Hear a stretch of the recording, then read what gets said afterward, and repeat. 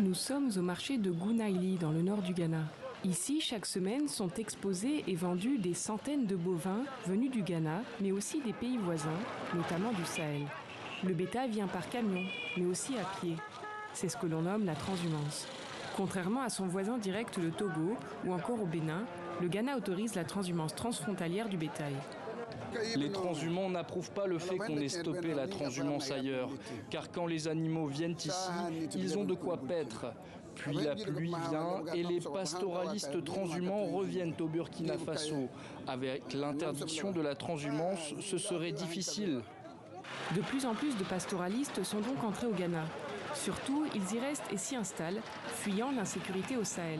Et ce n'est pas sans conséquence sur les marchés du nord du pays, explique ce jeune Ghanéen qui travaille dans le commerce de bétail depuis 5 ans.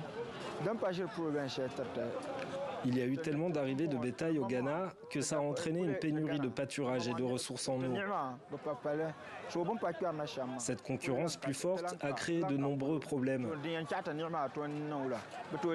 Et même en tant que Ghanéens, nous n'avons pas assez de terre pour notre propre bétail en raison du grand nombre de bovins qui viennent de l'extérieur. C'est un problème. Nous nous rendons au marché de Toulakou, le plus grand marché du Ghana, près de la capitale Accra.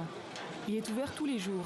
Ici, la plupart des bœufs arrivent par camion et seulement quelques-uns par la transhumance à pied.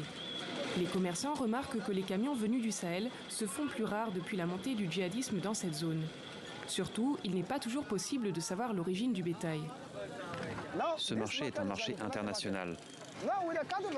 Maintenant, concernant le vol de bétail, quand les commerçants de bœufs viennent ici, même quand ils passent par les frontières officielles, au cours de tout leur trajet, ils se font attaquer. Si vous connaissez ces agresseurs, vous devez être très prudent, car pour dénoncer ces personnes, dire que ce sont elles qui ont commis ce crime-là, alors votre vie sera en danger. Donc les gens les connaissent, mais ils ne peuvent pas parler, et ça continue. Un des problèmes est que le vol du bétail, pratiqué depuis très longtemps et dans de nombreux pays, est aussi devenu une source de financement des groupes djihadistes dans le Sahel. Les frontières du Ghana restent poreuses, et les autorités reconnaissent qu'il est difficile de surveiller tous les pastoralistes et leurs mouvements.